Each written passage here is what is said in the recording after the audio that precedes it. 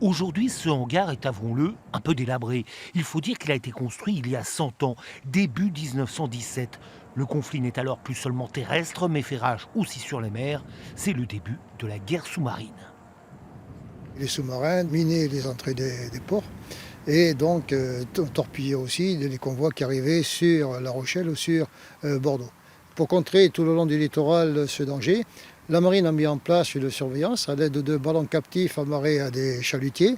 Et ces chalutiers, dès le temps où ils apercevaient un sous-marin, faisaient par TSF, c'est le début de la TSF, donc il y avait un dirigeable qui décollait pour aller torpiller le sous-marin. Les 5 dirigeables, basés alors à Rochefort, peuvent intervenir sur toute la côte atlantique, de l'île-Dieu jusqu'au Pays Basque. Leur autonomie est alors supérieure à celle des avions militaires. Leur puissance de feu est-elle limitée? Les bombes larguées n'ont jamais coulé un sous-marin. Pour autant, ils avaient un rôle important.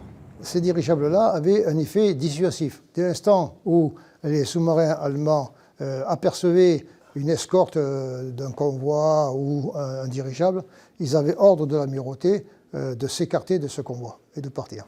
À la fin de la guerre, Rochefort demeure la principale base d'instruction pour les équipages de dirigeables.